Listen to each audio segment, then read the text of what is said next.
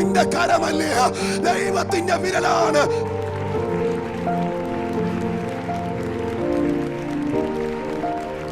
എനിക്കറിയാം നിയന്ത്രിപ്പാൻ കഴിയാത്തൊരു ദൈവ സാന്നിധ്യം ഇതിനകത്ത് ചിലരുടെ മേൽ വ്യാപരിക്കുന്നുണ്ട്. ഇത് നിന്റെ ജയത്തിന്റെ രാത്രിയാണ്. അങ്ങോട്ടും ഇങ്ങോട്ടും നോക്കി നിൽക്കേണ്ട കാര്യമില്ല. ഇത് നമ്മുടെ ജയത്തിന്റെ രാത്രിയാണ്. ഈ രാത്രി പ്രതികരിക്ക്. സ്വർഗം നിന്നെ ഒറ്റയ്ക്ക് വിടില്ല. നിന്റെ കൂടെ അവന്റെ സാന്നിധ്യം സഞ്ചരിക്കും.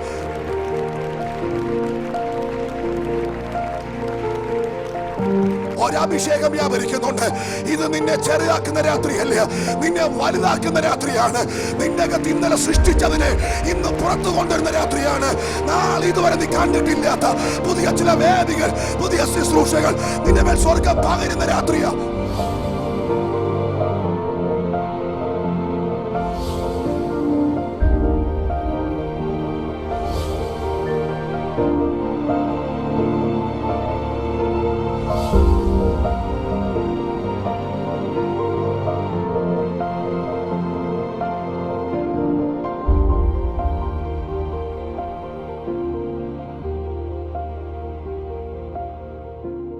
Price the Lord. മനോഹരമായ നല്ല സമയത്തിനായി കർത്താവിനെ വീണ്ടും സ്തുതിക്കുന്നു. അനുഗ്രഹിക്കപ്പെട്ട ഈ ദിവസത്തിൽ വീണ്ടും നിങ്ങളുടെ അടുക്കിലേക്ക് വരാനും കർത്താവിൻ്റെ വചനം പങ്കുവെക്കുവാനും കർത്താവിൻ്റെ ജീവിതത്തിൽ ഒരുക്കുന്ന നല്ല അവസരങ്ങൾക്കായി കർത്താവിന് സ്തോത്രം. വോയിസ് ഓഫ് പീസിൻ്റെ ഈ പുതിയ എപ്പിസോഡിലേക്ക് എല്ലാ പ്രിയപ്പെട്ടവരെയും ഞാൻ യേശുക്രിസ്തുവിൻ്റെ നാമത്തിൽ ഹാർദവമായിട്ട് സ്വാഗതം ചെയ്യുന്നു. കർത്താവ് നിങ്ങളെല്ലാവരും അനുഗ്രഹിക്കട്ടെ. കഴിഞ്ഞ എപ്പിസോഡ് നിങ്ങൾക്ക് അനുഗ്രഹമായി തീർന്നു എന്ന് എനിക്ക് മനസ്സിലായി. ധാരാളം ഫോൺ കോളുകൾ പല സ്ഥലത്ത് നിന്ന് എനിക്ക് വന്നു. അതൊക്കെ അറ്റൻഡ് ചെയ്യുവാൻ കർത്താവ് ഞങ്ങളെ സഹായിച്ചു. അറ്റൻഡ് ചെയ്യാൻ മാത്രമല്ല, പറ്റുന്നതുപോലെ അവർക്ക് ഇവിടുന്ന് പ്രാർത്ഥിക്കാൻ, എനിക്കും എൻ്റെ കുടുംബത്തിനും പ്രാർത്ഥിക്കാൻ, എൻ്റെ സഭയിലുള്ള പ്രിയപ്പെട്ടവർക്ക് പ്രാർത്ഥിപ്പാൻ കർത്താവ് അവസരം തന്നു. അതോർത്ത് കർത്താവിന് സ്തോത്രം.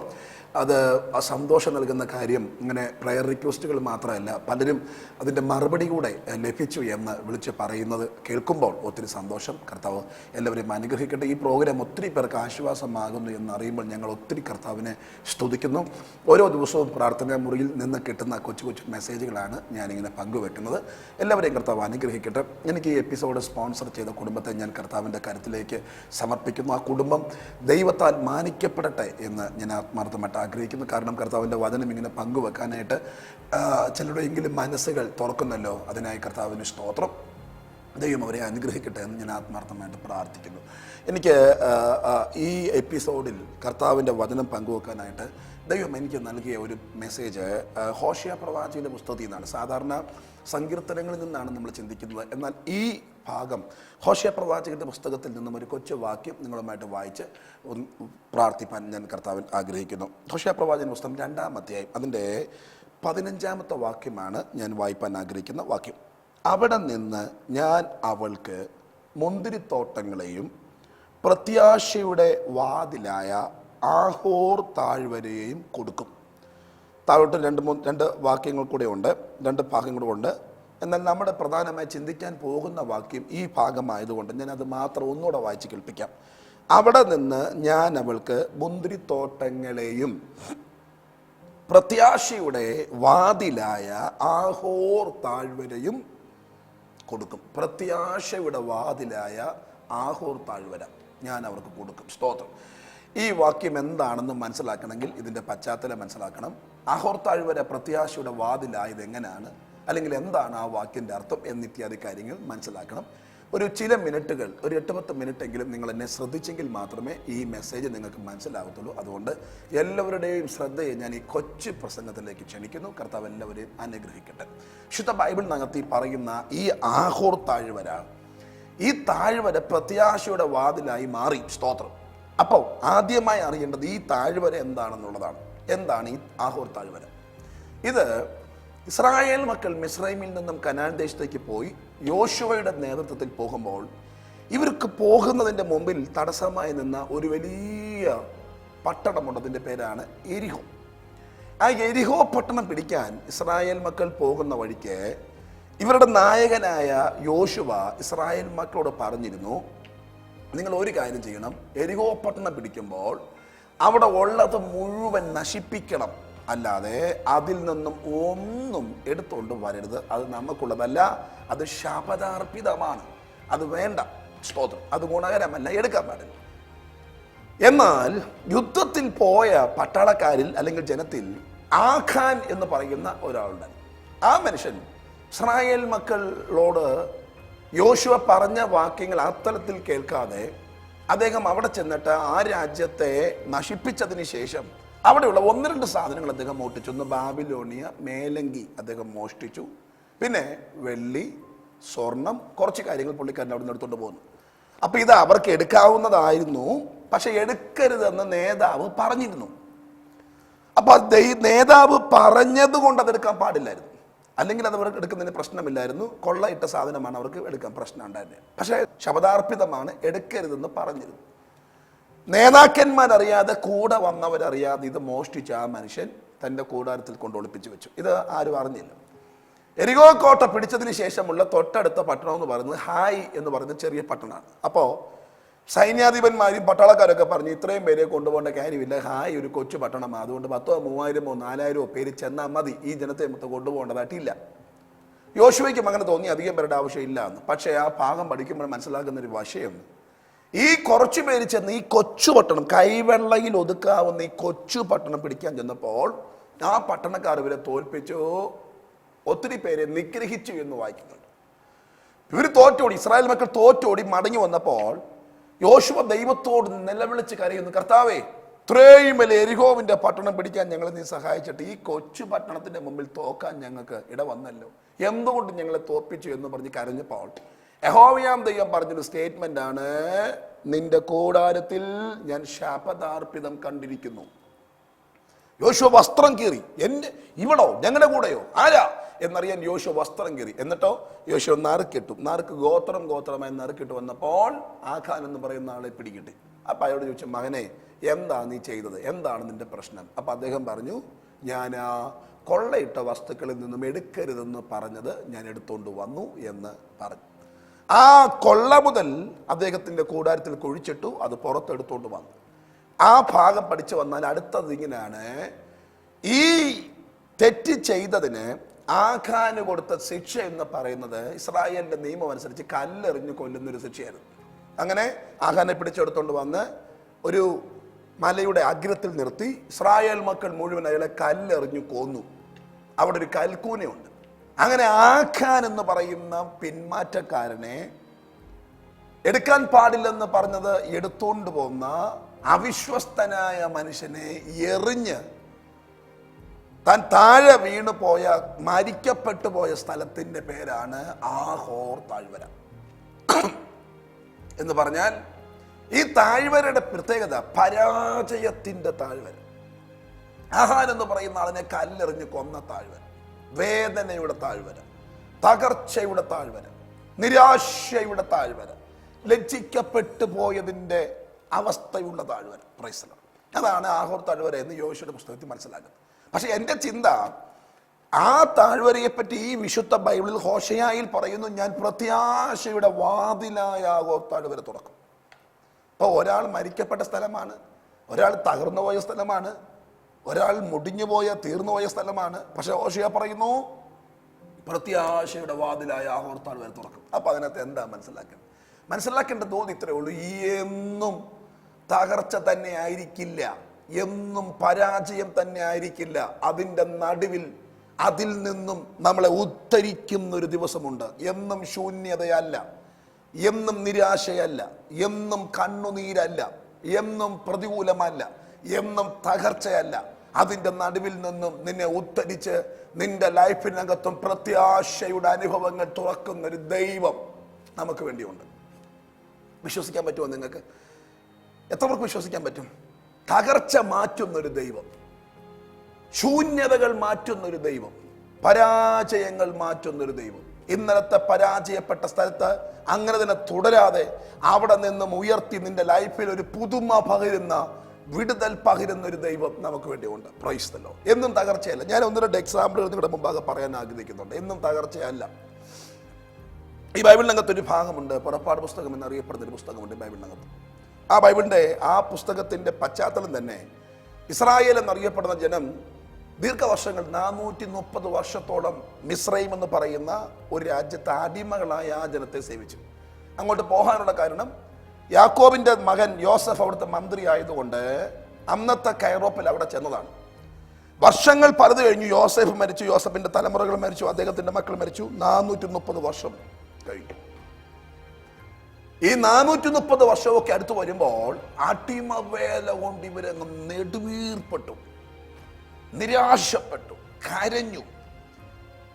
2-ാം അധ്യായത്തിൽ എക്സോഡസ് പുറപ്പാട് പുസ്തകം 2-ാം അധ്യായത്തിൽ പറയുന്നൊരു പദം ഇങ്ങനെയാണ്: അവരുടെ നിലവിളി ഞാൻ കേട്ടു കേട്ടു, അവരുടെ കഷ്ടത ഞാൻ കണ്ടു കണ്ടു. യഹോവയാം ദൈവം പറയാം, നിലവിളി കേട്ടു കേട്ടു കേട്ടു, അവരുടെ കഷ്ടത ഞാൻ കണ്ടു കണ്ടു കണ്ടു. അപ്പൊ അതിനർത്ഥം എന്നാ? ഇതിങ്ങനെ പറയത്തക്ക നിലയിൽ നിരാശയിൽ നെടുവീർപ്പെട്ട് അവർ വിളിച്ചു. നിങ്ങൾക്കറിയാം, ആ പുസ്തകം അവസാനിപ്പിക്കുന്നതിന് മുമ്പ് അവരുടെ തകർച്ച ദൈവം മാറ്റി അവരെ എത്തിക്കേണ്ട സ്ഥലത്ത് എത്തിക്കാനുള്ള ക്രമീകരണങ്ങൾ കർത്താവ് ചെയ്തു. അവരുടെ നിലവിളി ദൈവം കേട്ടിട്ട്, നീ അനുഭവിക്കുക, നിനക്കിത് വേണ്ടതാണ്, നിന്റെ കുടുംബത്തിൽ ഇത് ആവശ്യമാണ്, നിനക്കിത് വേണം എന്നൊന്നും പറഞ്ഞ് ദൈവം തള്ളിക്കളയാതെ ആ പുസ്തകം അവസാനിപ്പിക്കുന്നതിന് മുമ്പ് ആ തകർച്ചയിൽ നിന്നും അവരെ ഉദ്ധരിച്ചുകൊണ്ട് അവരെ എത്തിക്കേണ്ട ഒരു നല്ല ശുഭതുറമുഖത്ത് എത്തിക്കാനുള്ള ക്രമീകരണങ്ങൾ ചെയ്തൊരു കർത്താവിനെ പുറപ്പാട് പുസ്തകത്തിൽ നമുക്ക് വരച്ച് കേട്ടുന്നുണ്ട്. നല്ല അനുഗ്രഹിക്കപ്പെട്ടൊരു ദൈവം. ഇന്ന് ഞാൻ ഈ മെസ്സേജ് നിങ്ങളോട് പറയുമ്പോൾ വളരെ പ്രാർത്ഥനയിലാണ്, എൻ്റെ ഫാസ്റ്റിങ്ങിലാണ്. ഞങ്ങളുടെ ചർച്ച നടക്കുന്ന ഫാസ്റ്റിങ്ങിൻ്റെ ഒരു ദിവസമാണ് ഞാനിവിടെ നിന്ന് ഈ മെസ്സേജ് നിങ്ങളുമായിട്ട് പങ്കുവെക്കുന്നത്. ഇന്ന് എനിക്ക് ഈ മെസ്സേജ് കേൾക്കുന്ന പ്രിയമുള്ളവരോട് പറയാൻ ആത്മാവിലൊരു ദൂതുള്ളത്, നിന്റെ തകർച്ച മാറ്റി നിന്റെ കുടുംബത്തിനകത്തും സ്വസ്ഥത പകരാൻ കഴിയുന്ന ഒരു ദൈവം ഇന്നും ജീവിക്കുന്നുണ്ട്. Price the Lord. നിന്റെ തലമുറ രക്ഷപ്പെടത്തില്ലെന്നാണ് നിന്റെ മനസ്സിലെ ചിന്ത. നിന്റെ കുടുംബം ഇനി നന്നാവത്തില്ലെന്നാണ് നിന്റെ മനസ്സിലെ ചിന്ത. ഇനി നിനക്ക് രക്ഷയില്ല, ഇല്ല, തീർന്നു, ഇനി ബിസിനസ് ഉയരത്തില്ല, ഇതിങ്ങനെ മുടിഞ്ഞു പോകത്തേ ഉള്ളൂ, ഇതിങ്ങനെ തകർന്നു പോകത്തേ ഉള്ളൂ, ഇനി അവൻ തോറ്റു പോകത്തേ ഉള്ളൂ, അവന്റെ ജീവിതം തകർന്നു പോകത്തേ ഉള്ളൂ. ഇങ്ങനത്തെ അവസ്ഥയാണ് നിന്റെ മനസ്സിനകത്ത് ഇന്ന് പകലുള്ളതെങ്കിൽ, ജീവിതത്തിലുള്ളതെങ്കിൽ, പരിശുദ്ധാത്മാവ് ഇന്ന് പകൽ പറയുന്നു, ഈ പകൽ പറയുന്നു, നിന്റെ കുടുംബാന്തരീക്ഷത്തിനകത്തും അത്ഭുതങ്ങൾ ചെയ്ത് നിന്നെ വ്യത്യസ്തനാക്കി മാറ്റാൻ കരുത്തുള്ളൊരു ദൈവം ഇന്നും ജീവിക്കുന്നുണ്ട്. വിശ്വസിക്കാൻ പറ്റുമോ? നിങ്ങൾക്ക് വിശ്വസിക്കാൻ പറ്റുമോ? എത്ര പേർക്ക് വിശ്വസിക്കാൻ പറ്റും? സ്തോത്രം, സ്തോത്രം. വിശ്വസിക്കുന്ന ദൈവ മക്കൾക്കായി ഞാൻ കർത്താവിനെ ഇന്ന് പകൽ സ്തുതിക്കുകയാണ്. ഇസ്രായേൽ മക്കളുടെ ചരിത്രത്തെ ദൈവം തമ്പുരാൻ മാറ്റി അവരുടെ ലൈഫിനകത്ത് പുതിയ പാന്താവുകൾ ദൈവം തുറന്നു കൊടുത്തു. ദൈവം അവരെ അനുഗ്രഹിച്ചു, ഒരു രാജ്യം അവർ കൊടുത്തു. അപ്പൊ എന്നും കഷ്ടതയല്ല, എന്നും തകർച്ചയല്ല, എന്നും പരാജയമല്ല, എന്നും നിരാശയല്ല. ഇതിന്റെ നടുവിൽ നിന്നും ഉയർത്തിക്കൊണ്ടുവരുന്നൊരു ദൈവം നമുക്ക് വേണ്ടി ഉണ്ട്. അത് എത്ര പേർ അംഗീകരിക്കുന്നു, അങ്ങനെ ഉള്ളവർ സ്തോത്രത്തോടെ ദൈവത്തെ സേവിക്കണം. Price the Lord. ഒത്തിരി തെളിവുകൾ എനിക്ക് ഇന്ന് പകൽ നിങ്ങളുമായിട്ട് പങ്കുവെക്കാനുണ്ട്. 1-2 തെളിവുകൾ കൂടെ ശാന്തമായിട്ടൊന്ന് പറഞ്ഞ് നിങ്ങൾക്ക് വേണ്ടി പ്രാർത്ഥിപ്പാൻ ഞാൻ കർത്താവിൽ ആഗ്രഹിക്കും. ഈ വിശുദ്ധ ബൈബിളിനകത്തുള്ള മറ്റൊരു പുസ്തകത്തിന്റെ പേരാണ് രൂത്ത്. ഒരു സ്ത്രീയുടെ പേരിലെ പുസ്തകമാണ് രൂത്ത്. ഈ സ്ത്രീയെ മോബാബ് എന്ന് പറയുന്ന സ്ഥലത്തുള്ള ആളാണ്. മോബാബ് എന്ന് പറയുന്ന സ്ഥലത്തുള്ള ആളാണ് ഈ സ്ത്രീ. ഈ സ്ത്രീയുടെ ഭർത്താവ് മരിച്ചുപോയി. അദ്ദേഹം യഹൂദനായിരുന്നു. അദ്ദേഹം മരിച്ചുപോയി. അമ്മായിപ്പ് മരിച്ചുപോയി. പിന്നെ ആകെ ആ കുടുംബത്തിൽ ശേഷിച്ചിട്ടുള്ളത് അമ്മായി മാത്രമേ ഉള്ളൂ. ആ അമ്മായിമ്മയുടെ കൂടെ ഈ സ്ത്രീ മോബാബിൽ നിന്നും ബേത്ലഹേം എന്ന് പറയുന്ന യഹൂദന്മാരുടെ പട്ടണത്തിലേക്ക് വന്നു. ആകെ 2 സ്ത്രീകൾ മാത്രം, അമ്മായിമ്മയും മരുമകളും.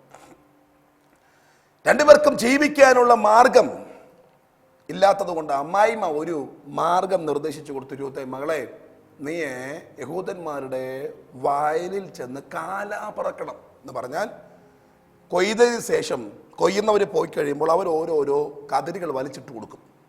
അതിങ്ങനെ പെറുക്കി പെറുക്കി ആർക്കും, അനാഥനും പരദേശിക്കും ഒക്കെ എടുക്കാൻ പറ്റുന്ന തരത്തിലിട്ട് കൊടുക്കും. അത് അവിടുത്തെ ഒരു സിസ്റ്റമാണ്. ഇപ്പം കാല പെറുക്കിക്കൊണ്ട് വരണം. ഇപ്പം യൂത്തിന് മനസ്സിലായി, കാല 2 പേര് മാത്രമേ ഉള്ളൂ, നമുക്ക് പിറക്കാം. സ്വന്തമായിട്ടൊന്നും ഇല്ലാത്തതുകൊണ്ട് വല്ലവരുടെ അയ്യത്ത് ചെന്ന് കൊയ്യുന്നവർ വലിച്ചിട്ടിട്ട് പോകുന്ന കാല പെറുക്കി, അല്ലെങ്കിൽ വീണ് പോകുന്ന നെന്മണികൾ പെറുക്കി പെറുക്കി കൊണ്ടുവന്ന് ആഹാരം കഴിക്കണം. ഈ സ്ത്രീ അതിനുവേണ്ടി പോയി പെറുക്കിക്കൊണ്ട് വന്നു. അപ്പം അന്നുമായിട്ട് എൻ്റെ ചിന്ത ചോദിച്ചാണ്, അമ്മായിമ്മ ആട്ടെ ഇന്ന് എന്തോ കിട്ടി? 3/4 നാഴി. പിറ്റേ ദിവസവും ചെന്നു, കാല പിറക്കി പിറക്കി പിറക്കി ഒരു ദിവസം മൊത്തം പിറക്കിയപ്പോൾ കിട്ടി 1 നാഴി. അമ്മ ചോദിച്ചു, എന്തോ കിട്ടി? 1 നാഴി. സ്തോത്രം. ഇങ്ങനെ കാല പിറക്കി പിറക്കി 1 നാഴി, 1 നാഴി, 50 രൂപ, 10 രൂപ, 100 രൂപ, ഇങ്ങനെ കൊച്ചു കൊച്ചു കൊച്ചു കൊച്ചു കൊച്ചു കൊച്ചു നന്മകൾ കെട്ടി കെട്ടി കെട്ടി മാത്രം പോകും. അർത്ഥം ഉണ്ടാകുന്നില്ല ലൈഫിനകത്ത്, സമാധാനം ഉണ്ടാകുന്നില്ല ലൈഫിനകത്ത്. എന്ന് ഇങ്ങനെ കിട്ടുന്നു, ജീവിക്കുന്നു, കിട്ടുന്നു, ജീവിക്കുന്നു, കിട്ടുന്നു, ജീവിക്കുന്നു, ഇങ്ങനെ പോയിക്കൊണ്ടിരിക്കുന്നു. പക്ഷേ രൂത്ത് എന്ന് പറയുന്ന സ്ത്രീയുടെ ചരിത്രത്തെ ദൈവം തമ്പുരാൻ ചേഞ്ച് ചെയ്തൊരു ഭാഗം അതിനകത്തുണ്ട്. എന്നറിയാമോ? കാലാപ്പറക്കാൻ ചെന്ന കളത്തിന്റെ സ്വന്തക്കാരൻ അവളെ കണ്ട് ഇഷ്ടപ്പെട്ടിട്ട് ആ സ്ത്രീയെ വിവാഹം കഴിച്ചു. അങ്ങനെ അവൾ ആ കളത്തിന്റെ സ്വന്തക്കാരിയായി മാറി. ഇന്നലെ കാലാപിറക്കി നെന്മണികൾ പെറുക്കി പെറുക്കി പെറുക്കി പെറുക്കി ഉപജീവനം കഴിച്ച ആ സ്ത്രീയെ പിന്നത്തേതിൽ അവൾ ആ നെന്മണികൾ പെറുക്കിയെടുത്ത സ്ഥലത്തിന്റെ മുഴുവൻ സ്വന്തക്കാരിയായി മാറിയ ചരിത്രമാണ് രൂത്തിന്റെ പുസ്തകം നമ്മളെ പഠിപ്പിക്കുന്നത്. അപ്പൊ അതിനർത്ഥം എന്നറിയാമോ? എന്നും കഷ്ടത ഇല്ലെന്നുള്ളത്. നിന്റെ പ്രയാസം മാറും. എന്നും നീ ഇങ്ങനെ ആയിരിക്കില്ല. നിന്റെ കുടുംബം എന്നും ഇങ്ങനെ ആയിരിക്കത്തില്ല. നിനക്കൊരു സമാധാനം തരും. നിന്റെ കുടുംബത്തിൽ ദൈവം ആശ്വാസം തരും. നിന്റെ കുടുംബവും രക്ഷപ്പെടും. വിശ്വസിക്കാൻ പറ്റുമോ? നിന്റെ കുടുംബവും രക്ഷപ്പെടും. നിന്റെ തലമുറകൾക്ക് വിദ്യാഭ്യാസം ദൈവം കൊടുക്കും. ഇന്നൊരു പക്ഷെ നീ ചിന്തിക്കുന്ന കാര്യമായിരിക്കത്തില്ല, അല്ലെങ്കിൽ നിനക്ക് ചിന്തിക്കാൻ പോലും പറ്റുന്ന കാര്യമായിരിക്കത്തില്ല ഉയർന്ന ഭാവി നിന്റെ തലമുറയ്ക്ക്. പക്ഷേ പരിശുദ്ധാത്മ പറയുന്നു, തകർന്ന സ്ഥലം, പരാജയത്തിന്റെ സ്ഥലം പ്രത്യാശയുടെ വാതിൽ ആക്കി മാറ്റിയതുപോലെ നിന്റെ കുടുംബം രക്ഷപ്പെടത്തില്ലെന്ന് ചിന്തിച്ച നിന്റെ തലമുറ പ്രത്യാശയുടെ അനുഗ്രഹത്തിന്റെ ഉറവിടമായി മാറുന്ന തരത്തിൽ നിന്റെ തലമുറയെ ഉയർത്താൻ എൻ്റെ കർത്താവിന് കഴിയും. Price the Lord. വിശ്വസിക്കുന്ന എത്ര ദൈവമക്കളുണ്ട്? ഭാരങ്ങളൊന്നും മാറട്ടെ, പ്രയാസങ്ങൾ മാറട്ടെ, ദുഃഖങ്ങൾ മാറട്ടെ, നിരാശകൾ മാറട്ടെ, വേദനകൾ മാറട്ടെ, ആകുലതകൾ മാറട്ടെ. Praise the Lord, praise the Lord. ആകുലതകളും ടെൻഷനുകളും മാറട്ടെ. ദൈവത്തിൽ വിശ്വസിക്കൂ, യേശുവിൽ വിശ്വസിക്കൂ. നിന്നെ ഉയർത്തുവാനും നിന്നെ മാനിക്കുവാനും എൻ്റെ ദൈവം വിശ്വസ്തനാണ്. ഒന്നല്ല, ഇതിനകത്ത് ഒത്തിരി ഒത്തിരി ഒത്തിരി ഒത്തിരി അനുഭവങ്ങൾ എനിക്ക് കുറിച്ച് വെക്കാനുണ്ട്. ഒത്തിരി ഒത്തിരി അനുഭവങ്ങൾ ഇതിനകത്തുണ്ട്. പരാജയത്തിൻ്റെ സ്ഥലത്തെ ഉയർത്തുന്നൊരു ദൈവം, പരാജയത്തിൻ്റെ സ്ഥലത്തെ മാനിക്കുന്നൊരു ദൈവം, പരാജയപ്പെട്ട സ്ഥലത്തെ ഉയർത്തി അനുഗ്രഹിക്കുന്ന ഉന്നതനായ ഒരു ദൈവം ഇന്നും നമുക്ക് വേണ്ടി ഉണ്ട് എന്ന് എത്ര പേർക്കും മനസ്സിലാകുന്നുണ്ട്? സ്തോത്രം, സ്തോത്രം, സ്തോത്രം, സ്തോത്രം. ഒത്തിരി തെളിവുകൾ എനിക്ക് വിശുദ്ധ ബൈബിളിനകത്ത് പറയാനുണ്ട്. സ്തോത്രം. ഈ ഇസ്രായേൽ മക്കളുടെ ചരിത്രം തന്നെ പഠിച്ചാൽ തന്നെ അത് തന്നെ ഒരു വലിയ ലോങ് സബ്ജക്റ്റാണ്. Price the Lord. രക്ഷപ്പെടത്തില്ല, ഇനി ഭാവിയില്ല, ഇനി മാർഗമില്ല, ഇതോടുകൂടി തീർന്നു എന്നൊക്കെ പറയുന്ന ഒത്തിരി പേർ ആ കൂട്ടത്തിൽ തന്നെ ഉണ്ട്. പക്ഷേ ദൈവത്തിൻ്റെ അത്ഭുതകരമായ വിടുതൽ അവർക്ക് വെളിപ്പെട്ടു. അവരെ ദൈവം തമ്പുരാൻ മാനിച്ചു, സ്വന്തം രാജ്യത്ത് കൊണ്ടാക്കി എന്ന് വിശുദ്ധ ബൈബിളിൽ നമുക്ക് പഠിക്കാൻ പറ്റുന്നുണ്ട്. എന്നെ കേൾക്കുന്ന വാത്സല്യമുള്ളവരോട്, എൻ്റെ പ്രിയമുള്ളവരോട് എനിക്ക് ഇന്ന് പകൽ പറയാൻ പറ്റുന്ന ഈ കൊച്ചാലോചന, നിന്റെ ജീവിതം ഇങ്ങനെ തന്നെ പോകൂ എന്ന് നീ ചിന്തിക്കരുത്. നിന്റെ ലൈഫിനകത്തൊരു മാറ്റം തരാൻ എൻ്റെ ദൈവം വിശ്വസ്തൻ. ഈ രോഗക്കിടക്ക കൊണ്ട് നീ തീരുമെന്ന് ചിന്തിക്കരുത്. ഈ കടഭാരം കൊണ്ട് നീ തീർന്നു പോകുമെന്ന് ചിന്തിക്കരുത്. ഈ തകർച്ച കൊണ്ട് ഞാൻ മുടിഞ്ഞു, ഞാൻ മുങ്ങി, ഇനി രക്ഷയില്ലെന്ന് ചിന്തിക്കരുത്. ഈ അവസ്ഥയിൽ നിന്നും നിന്നെ ഉദ്ധരിപ്പാൻ, ഉയർത്തുവാൻ കഴിയുന്ന കരുത്തനായൊരു ദൈവം ഇന്നും ഇന്നും ഇന്നും നമുക്ക് വേണ്ടി ജീവിക്കുന്നുണ്ട്. വിശ്വസിക്കുന്ന ദൈവമക്കൾക്ക് ഞാൻ കർത്താവിനെ സ്തുതിക്കുന്നു. സ്തോത്രം, സ്തോത്രം, സ്തോത്രം.